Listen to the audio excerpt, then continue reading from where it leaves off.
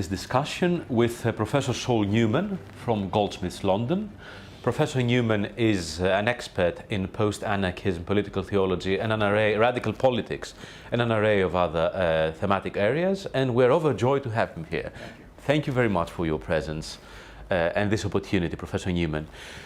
Allow me to begin our discussion by asking you about the form that radical politics might take in the current circumstances, the predicament of the COVID crisis, with everything that this entails and everything that this changes. How do you see things in this predicament? Well, it seems to me the situation is at the moment, very unclear and very fluid, because society is still in a state of shock and rupture as a result of the effects of the pandemic, and also particularly the government's measures which have been employed to contain the spread of the pandemic. And what we've seen, I think, is an unprecedented accumulation of state power. I mean, the astonishing power of the state to impose a lockdown on their entire population, on millions of people, to imprison them inside their own homes, and to impose these extraordinary restrictions on normal everyday social interactions.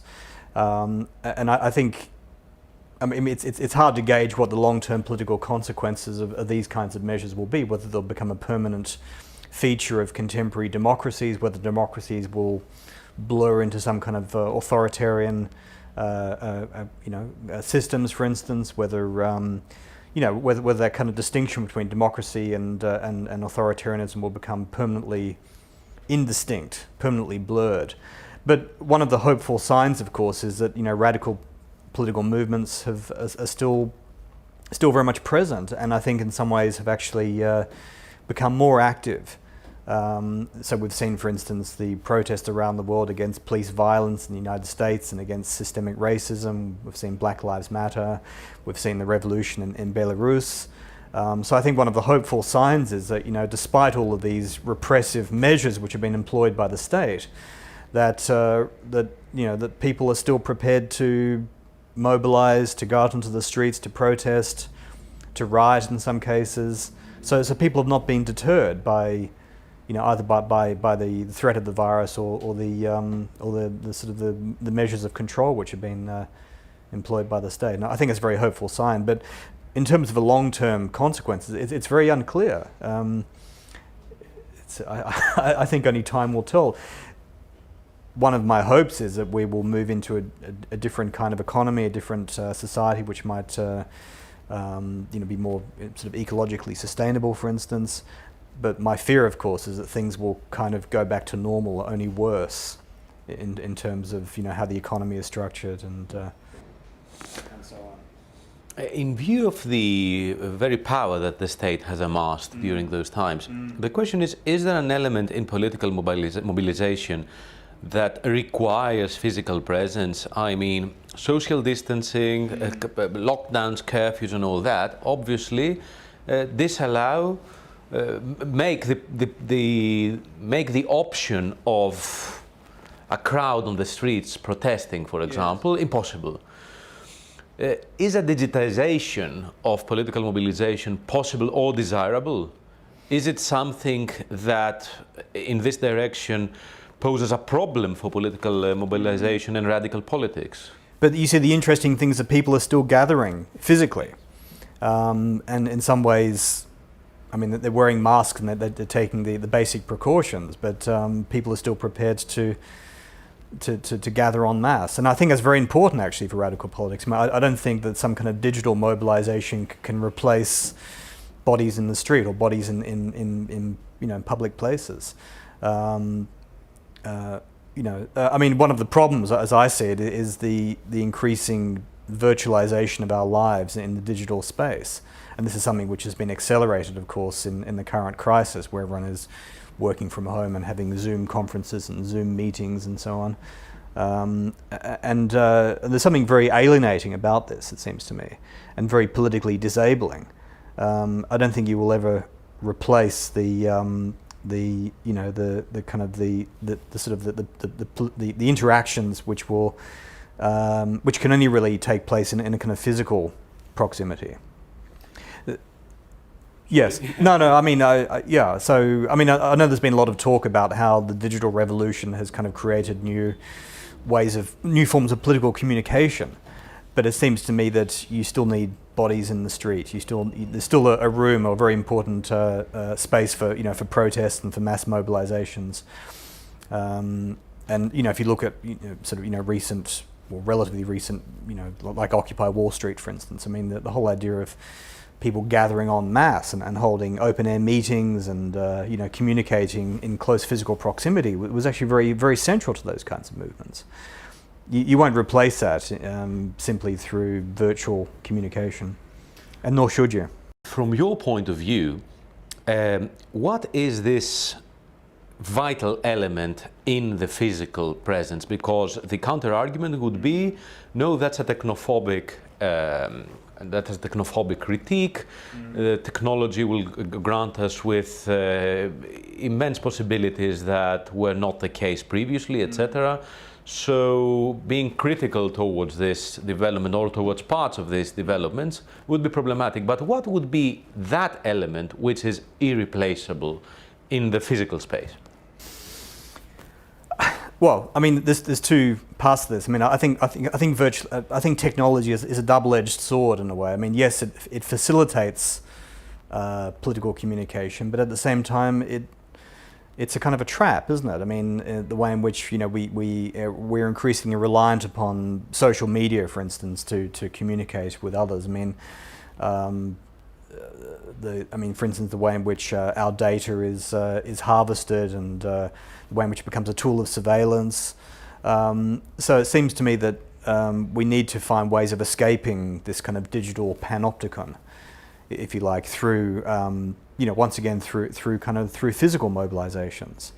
To me, there is something quite vital and something quite important about sort of physical proximity. And one of the things I'm actually very worried about, of course, is the way in which this emphasis on sort of social distancing will create a permanent scar in social relations. I mean, even after the pandemic crisis is over, even after a vaccine is found, I think one of my fears is that people will no longer be able to will be so fearful of any kind of physical proximity. Not in Greece. Well, let's hope not. Let's hope not. Yes. Sorry.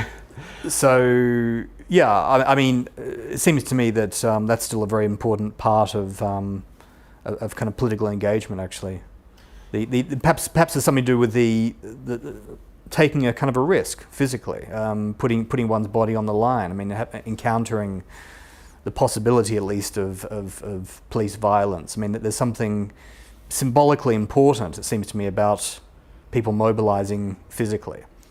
Firstly, as a way of escaping this kind of digital trap, but secondly, as a kind of a symbol of a kind of a mass movement, of mass bodies. And this perhaps goes back to, perhaps it's a very traditional idea, perhaps of political mobilization. But it seems to me that there is something vital about people communicating in kind of close physical proximity. And as you said, non-physical proximity mediated by by the digital world also means mediated in general, either by private companies, or even by a state that would be not ideal. And an ideal state is a contradiction in terminis. Obviously, it's a contradiction in terms. Yeah. So, okay, let us think for a moment that one could evade that by by being present physically. To not have one's political communication, for example, and mobilization mediated either by companies or by the state one tries to counter with that mobilization. However, the thing is that currently, due to its very digital metamorphosis, the world is connected in ways that transcend physical distance radically. Yes.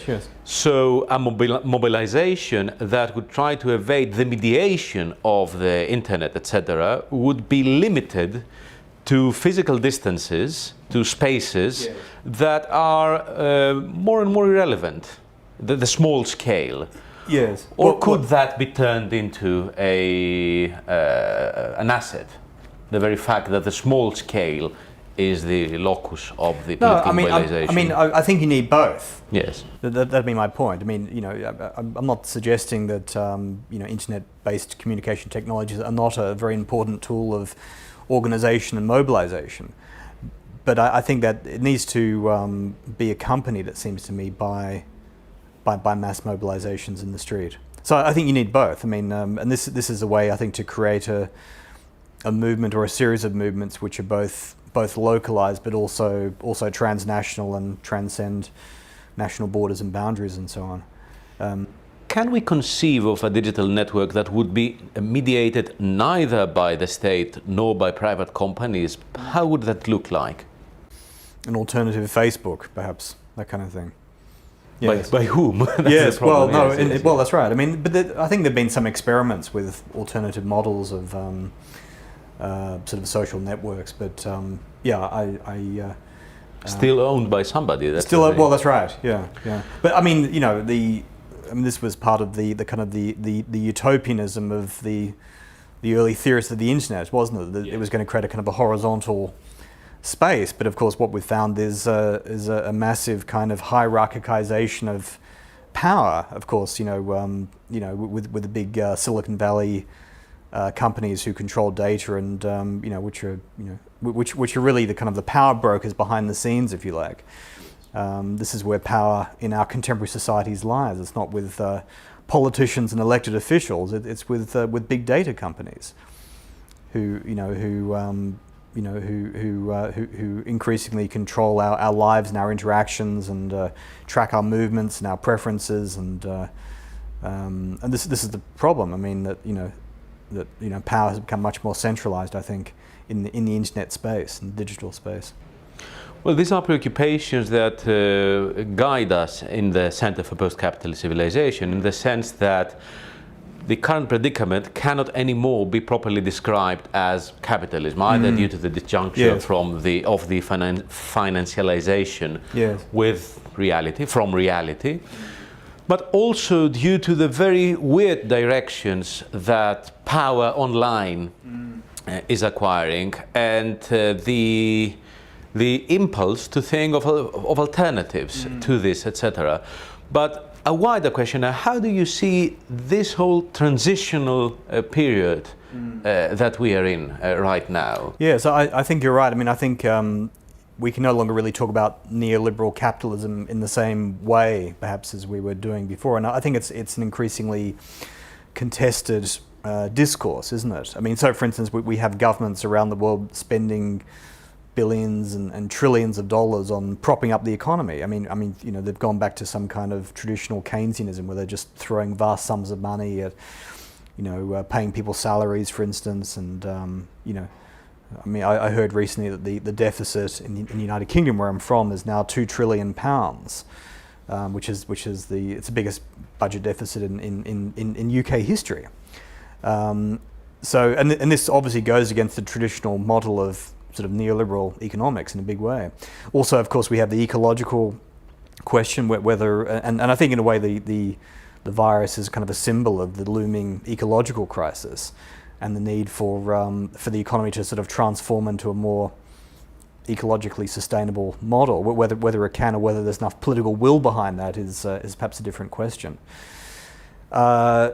Yes, I mean, I think you're right. I think the current crisis could possibly generate alternative forms of economy, which are more sort of horizontal and decentralized, and post-capitalist, and perhaps more reliant upon you know, mutual aid and assistance and networks of solidarity, for instance. But I think that would mostly involve, for instance, more localized experiments and community networks and kinds of, you know, grassroots sort of networks of solidarity which might form in the and which indeed are already emerging, I think, in the context of the crisis, actually. So yes, it's a possibility. It's a possibility, and a very interesting possibility, it seems to me. Concerning your comment on the COVID crisis as a prelude to the ecological catastrophe, the surprising and foul development is that instead of us diagnosing this in such a way with all the alternative politics that this would dictate, we seem to be taking the other route, we seem to be saying, no, still with our vaccines, etc., we will exert our power over nature, we will overpower the problem and continue with our course rather than changing it. As a political theorist, what do you think is it that makes human nature so stubborn politically? Well, I think that also relates to political theology as well as political theory. I mean, it's anthropocentrism, isn't it? It's this idea which we've inherited from religion and from many theological traditions, which is to say that man is master of the earth and dominates all of the living creatures and dominates the natural environment, and the earth is just simply here for our enjoyment, our exploitation, and it's something to do with hubris. Human hubris, this kind of idea that we can resolve all these problems through technology or through, human ingenuity, and it's an illusion. I mean, we've reached a kind of a tipping point, ecologically speaking, that the age of the Anthropocene, where we can no longer control the effects of our sort of economic growth and our plundering of the Earth's resources. And I think it's just simply a naive delusion to imagine that we can solve all of these problems. The fact that this contagion, this current pandemic, seems to have emerged through some sort of accidental contagion between man and animal shows us how fragile our human existence is, and how much we are dependent upon very unstable ecological networks. So I think it's really brought home to many of us, really how vulnerable our human societies are, and how dependent they are upon the natural environment. Well, if I am to voice a personal comment, I think that the amount of stress related to the pandemic internationally shows also a very sudden realization that there is the possibility of death that will not necessarily arrive when you are 85 years old. Yes, that's right. And so this dictated the urgency of certain politics in a very efficient way, and made any alternative, whichever that might be, of countering the pandemic again, unthinkable. So we are led to quite surreal choices. In temporal point A, March, for example, 2020, a full lockdown is imperative. In temporal point B, for example, September and October 2020 in Greece, a lockdown is unthinkable because the economy would not be able to survive after this, even though the facts on the ground are not different or even worse. So there is this randomness, which it seems to me is prompted by this hysterical reaction to a crisis that has to do with very deep roots, such as this encounter with death that seems to have been forgotten as a possibility by societies. This brings me to Agamben's comments during the pandemic crisis, with which you have engaged, etc. And so, for example, there's a talk tomorrow as far as the date of the recording is concerned, of course, in which you engage with that, if I'm not in mistaken. part, yes, in part. Could you please comment on that as well? Agamben had made some comments in a series of articles that were thought of as quite controversial. But what is your take? Well, in the first interview that he gave was in the very early stages of the contagion and the lockdown, and he seemed to be making comments which were suggesting that the crisis was overblown, over-exaggerated, that the virus wasn't quite as harmful as everyone thought it was. But in a subsequent interview, he said, "Well, I'm not an expert. I'm not an epidemiologist. I'm not a medical officer. I mean, I think he was making a kind of a broader comment, really, about the way in which governments use this as a kind of as an excuse or an opportunity to deploy unprecedented emergency powers." And he was linking this to the idea of the state of exception, the way in which sovereign power will always use crises as a kind of an excuse to expand their regimes of control. And I think that's a perfectly valid point. I mean, it's something which I'm very worried about, so the way in which the state of emergency might become a permanent feature of everyday life.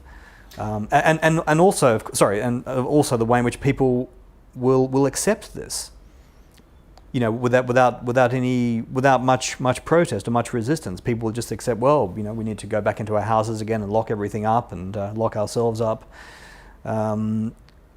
So I think our government was actually quite unfairly criticised.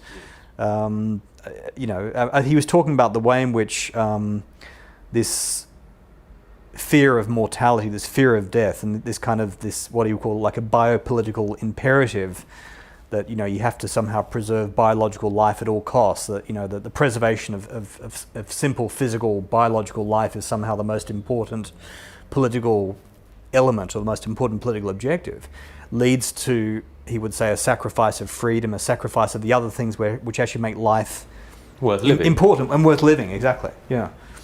This was my follow-up question. Yes. That a government's main astonishment was precisely with the preparedness of Italians in his particular case to sacrifice social, political, love life, everything that is communal, everything that symbolic is life, religious life, you know, absolutely, yes. Everything that is something else from a body sitting in front of a computer and somehow being connected to the world, but not in the physical way that we know, in his comments on the university, etc. But how do you think that this prioritization came about? I assume that all three of us, you, Agamben, and myself, agree that effectively countering the pandemic is a valid objective. The question is how this happened, how the state amassed immense powers that will make it hungry for more or for retaining them, one has to assume, etc. Yeah. But how did this prioritization on the part of the people come about? Because it seems that Agamben thinks that this is a new thing, that this is something that emerged now with the crisis. This is not how historically peoples would think. Well, Agamben would relate this to this question of biopolitics, the way in which, I suppose from a certain point in Western history, I mean, Foucault would date this to the 18th century, for instance, or 17th to 18th century, that life, biological life, somehow becomes the kind of the core objective of politics. Life is there to be exploited by the economy. Life is there to be mobilized by the state. So it's to do with the, you know, I guess the protection and the preservation of the health of the population.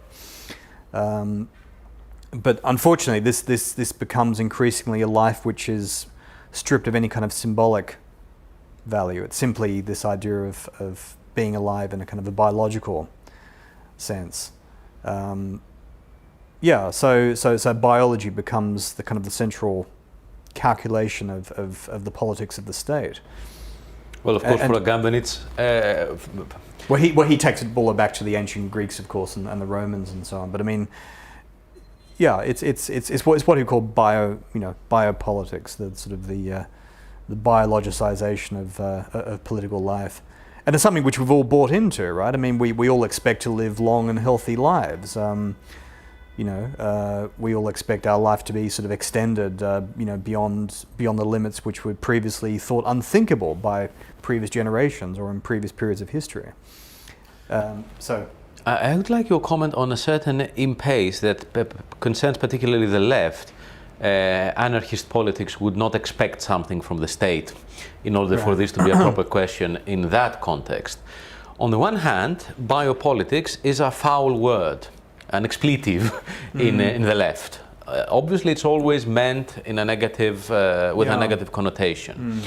On the other hand, particularly during the pandemic, many have asked for, it was a central desideratum for the left that the state would care for public health, that the state would be there for the health of the individual, rather than leaving that to the private sector and to the ones who have the means in order to safeguard their own health, etc.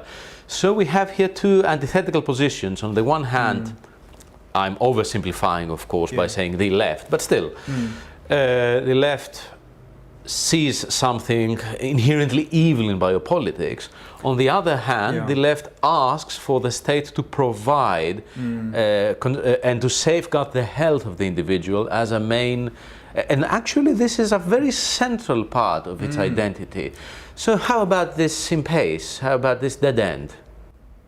I mean, these are the two sides of the biopolitical question, really. I mean, on the one hand, control, on the other hand, public health. Yes. And I think, in a way, you can't really have one without the other. I mean, on the one hand, I think it's a good thing, and it's very important that the state is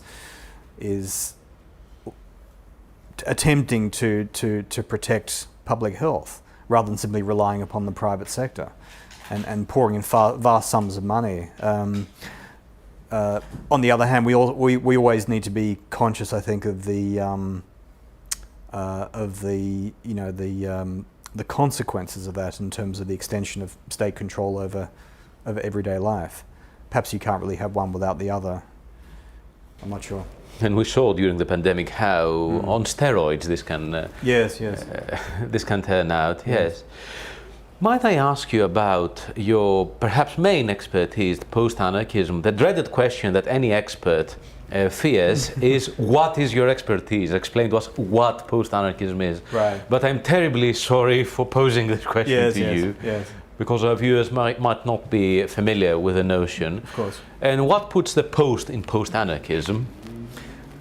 Well, okay, anarchism is a kind of an anti-authoritarian ethics and politics and philosophy, which has a long history going back to the 18th, 19th century. We think about major thinkers like Mikhail Bakunin and Pierre Kropotkin, the Russian anarchists, Pierre-Joseph Proudhon.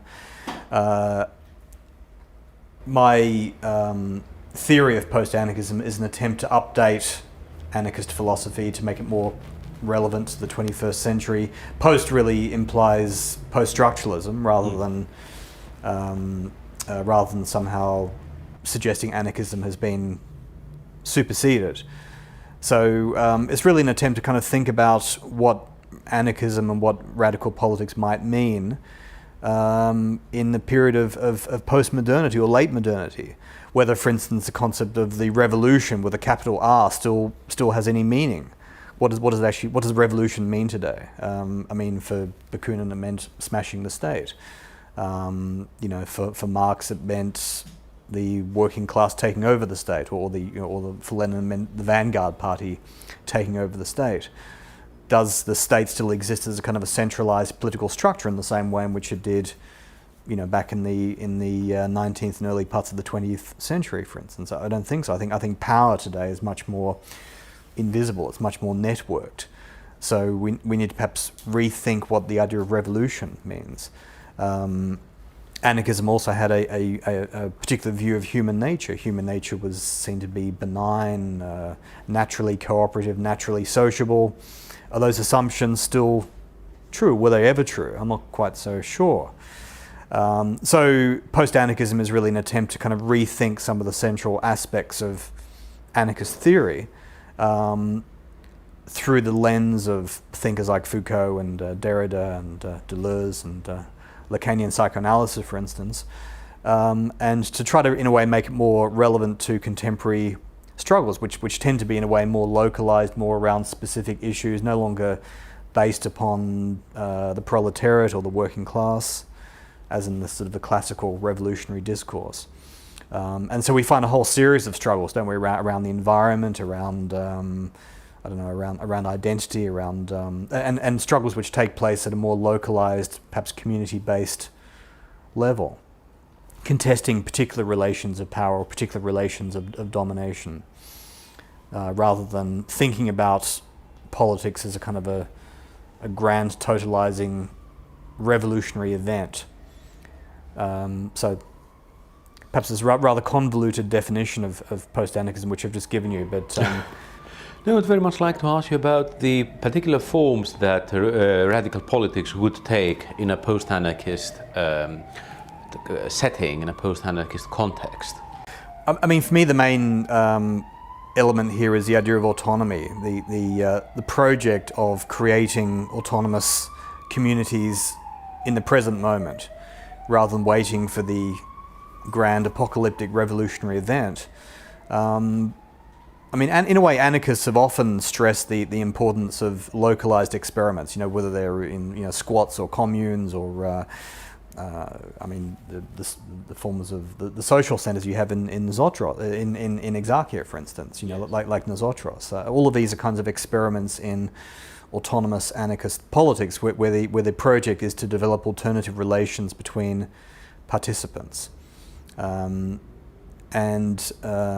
So the notion of what's called prefiguration is quite important, and prefiguration is the idea that that you try to, in a way, create an alternative society within the present moment, and you don't try to employ authoritarian means to change society, because if you do that, then you simply replicate the structures which you have now into the future.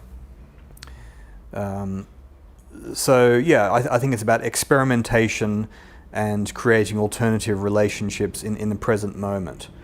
The famous anarchist Gustav Landauer said that the state is, we imagine the state as this kind of top-down centralized structure which kind of oppresses us, but what he said is the state is a series of interpersonal relationships between individuals. That's all the state is. And that you, as it were, destroy the state through changing relationships between people. And to me, that's really the kind of the central ethical focus of post-anarchism as a form of politics. When anarchism was formulated, the main powers, the largest power structures were states. However, now private individuals, so persons, have amassed such wealth, or such abilities via, for example, owning Facebook, that these can be confidently said to be more powerful, more defining of people's lives than the state, potentially or actively. So how does post-anarchism respond to this very practical, radical change in reality? I think this is one of the problems, actually, of radical politics, that there's no longer really an objective target to overthrow or to destroy. The power becomes largely invisible. I mean, as you say, our real masters today are those who own the big tech companies, for instance. There's the Googles and Facebooks and companies bigger than states. Absolutely, and richer than states. That's right.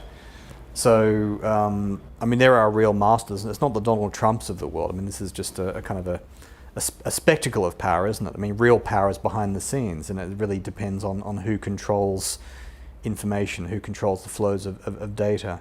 And I think that's a very difficult thing to resist or to fight against, because it depends upon our voluntary servitude, as it were, our voluntary participation on these kinds of digital platforms.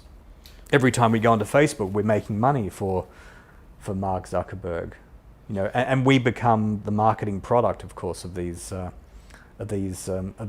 companies. So the question is, who controls the means of the production of information, in a certain sense, in this context? Yes, in order to use this as a bridge to the question of political theology, one of your other expertises. When anarchism, for example, was first formulated, was at a period in time where religions were still strong, although contested, and more or less identified or in conjunction with state power. For example, the Ancien regime would be the most obvious example, but still, it was an enemy to be defeated. Now, however, we see in certain contexts that it might be religious communities that will articulate radical politics, left-wing politics, emancipatory politics, against a secular consensus that would do precisely the opposite. So how does this change as well? How, for example, a post-anarchist discourse would engage with particular forms of religion, not religion as an abstract phenomenon which might or might not exist? No, I think you're right. I mean, this is one of the features of secularization. The fact that religion has obviously become I mean, it's no longer associated as it was with the state. I mean, Bakunin wrote a great essay called God and the State, and he said that the political sovereign is simply a reflection of God, right? The God and the state kind of mirror each other. And he believed that the church and the state were two institutions which needed to be destroyed in the revolution. Yes. And he hated religion and theology so much that he invoked Satan, the image of Satan and Satanism, as a kind of somehow this sort of symbol of liberation and freedom against the authority of the church. Now that there's a kind of more of a, as it were, a separation between church and state and between religion and politics, I think it's possible, as you say, that religious groups and religious communities can actually play a more of an emancipatory role in contemporary society. And there's certain radical forms of public theology, for instance, liberation theology, which we were talking about before, would be a good example of this, where religious communities and church groups will take up radical causes, whether it's sort of ecological struggles, for instance, or struggles for human rights, struggles against various forms of violence and state oppression. Religious groups have played a prominent role in many forms of protest. For instance, in the Extinction Rebellion, which is a very interesting movement, you often find church groups participating. There is even a branch, Christian Action for Extinction Rebellion. Exactly. Yes, that's right. That's right. With Rowan Williams speaking. Yes, no, absolutely, that's right. Yes. There've been quite a number of prominent theologians, I mean, who've been writing about this really since the 1960s and 1970s. People like the Protestant theologian Jürgen Moltmann is a very interesting example of this.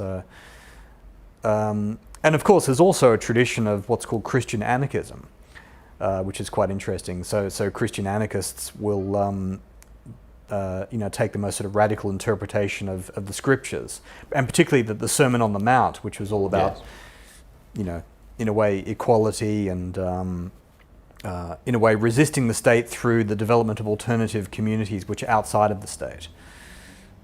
The whole notion of, render unto Caesar what is Caesar's, but then at the same time, alongside of the state, do your own thing, develop these kinds of, sort of alternative, religious communities, for instance, which, which employ, radically egalitarian and sort of, decentralized forms of association. So the whole topic of religion is more nuanced today, one could say, than it was when the first scriptures of anarchism or other currents were formulated and articulated. So what is political theology? Well, that's a complicated question, of course. I mean, and there's many different definitions of political. There's as many definitions of political theology as there are people writing about it.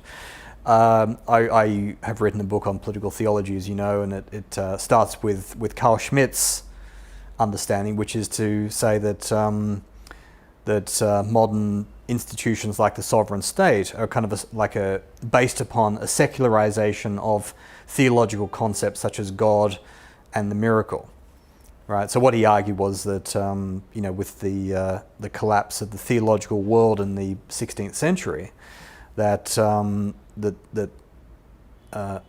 theological concepts had become integrated into and indeed form the basis of political concepts, right? The trouble with Schmitt, of course, is that his career trajectory. He later sort of joined the Nazis and became. It wasn't very fortunate. No, exactly. Not very fortunate. But even prior to that, in 1922, when he wrote his book Political Theology, he was really trying to justify kind of a authoritarian, kind of Hobbesian state, which would be able to exercise emergency powers, like we're seeing today, of course, in the response to the coronavirus. So my understanding of political theology is the idea that we have to you can't really have a kind of a coherent understanding of political institutions without an exploration of their foundation in theology. And it's also the way in which modern forms of power try to, as it were, fill the void or fill the gap left by the collapse of theology. So in other words, secularization has created, if you like, a kind of a gap or a void in our symbolic universe, which was once occupied by God. God's now out of the picture. and different forms of power try to fill this space. And this can be the power of the state, it can be the power of technology, it can be the economy, for instance, as a kind of a godlike entity, and that in a way radical politics has to find ways of countering this imperative to always fill the space. Now, I think subsequently I've changed my understanding of political theology to actually encompass or incorporate more radical forms of theology, as we were talking about just a moment ago. So I don't think political theology has to be this kind of conservative, monotheistic idea based upon Schmitt's theory. I think that's just one particular understanding of political theology. I'm also interested in the way in which, theology can actually take on a more sort of radical position and support, struggles for ecology and human rights and anti-violence struggles and so on. Two questions on that, if I may. An academic one and a more theoretical one. The academic one is, currently political theology has immense purchase in academia for some reason. It has its moment. Yes, I think so. Yes. Why? I think that's right. And the second question, which is interrelated. So we witness a number of radical philosophers, intellectuals that profess atheism, engaging politically with the Christian legacy in anticipation that they will find material of interest therein. From Badiou to Zizek to Agamben, there is a whole array of thinkers that profess to be atheists, but are political theologians themselves. Sure, yes. So, what's going on? What's going on?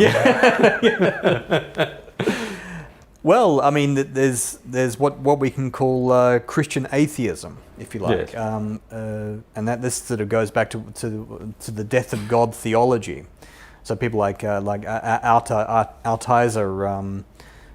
suggested, and also people like Gianni Vattimo, I don't know if you're the Italian philosopher, argued that, if you like, the ultimate conclusion of Christianity is the death of God, in a way that Christianity, or the destiny of Christianity, is secularism. That God, in a way, abstracts himself from the world, and this is the way it should be. This is what Christianity is actually all about. It ends up in a kind of a secular, pluralistic society, which is compatible with difference and different kinds of identities, and so. The true message of Christianity is not about, imposing some kind of moralistic vision upon society. On the contrary, the true message of Christianity is about sort of, love and tolerance. And now contemporary philosophers like, Badiou and Zizek, I think are quite interested in employing the kind of the radical message of Christianity, particularly its universalism. Its idea that, it's not about... It's not about sort of nations or classes. It's this kind of genuinely sort of universalistic message of love and solidarity, and they would see that there's something compatible there with sort of communism and. Well, Badiou is of that vein. Yes, that's right. Curiously, what you described before is more Zizek's predicament, apart from Zizek is all about this. And what about academia? Why does it have such a purchase in academia? Look, I think it's the recognition that we live in a kind of a post-secular age. I mean, the promise of secularism was that that the religion would be consigned to the private space, be a matter of private belief. It wouldn't really enter into politics. But what we've seen, of course, in recent decades is the return of religion. Whether it's Islamic fundamentalism, whether it's Christian evangelism, or whether it's many other forms of religion. Religion has become much more of a feature of the public space. Religious groups are kind of demanding recognition. They're demanding different sort of legal systems, for instance. They are not going anywhere, as no, they're not going anywhere. Sociologists in the 60s would have it. Absolutely, that's right. That's right. So I think the interest in political theology is an attempt to understand why religion has, why it now seems to be more visible and more prominent in the public space. Why it's more influential. Why there's more and more religiously inspired groups, why religious pronouncements increasingly inflect political discourse, for instance. So I think the interest in political theology is really an attempt to kind of understand the roots of this kind of current post-secular condition. I mean, Jürgen Habermas, for instance, wrote an interesting essay some years ago called the Post-Secular Society, and he said, that we need to find ways of accommodating religious difference. You can't have a strictly secularist model, and you also have to recognize that people who have strong religious views still have a right to engage in politics, and we shouldn't simply ignore these people or push them aside because of their religious opinions. Yet again, for example, there are two ways of understanding post-secularism. Habermas has a more soft approach, Yes. as in post-secularism, what happens after secularism is the case. While other definitions of post-secularism speak about a desecularization. Peter Berger, the prophet of the secularization thesis, as you know, well, I'm saying that for the viewer, you'd be familiar. He spoke about the desecularization of the world even in the 90s, as soon as the 90s, etc. So there is a more hardline definition of post-secular, as in the secularization thesis is dead, we have all killed him, killed it, etc. And now a post-secular era emerges, whatever that might mean, whoever would have the sovereignty there, as far as numbers are concerned, like Islam, etc. And there is also a political theology aspect in the coronavirus crisis, a very central one. How there is a secular metaphysics in all this, in the encounter with death, etc. The apocalypse. Yes. And the power that the state has Messiah. Yes. The state as Messiah, or as a failed Messiah. Yeah, as a failed Messiah, I would say. I'm not sure our salvation lies in the state. No, I think you're right. I mean, I think it's very tempting in a way to understand this in kind of theological terms, as some kind of divine punishment, whether it's God or whether it's Gaia, for instance, the god of the earth. Yes, the heathens.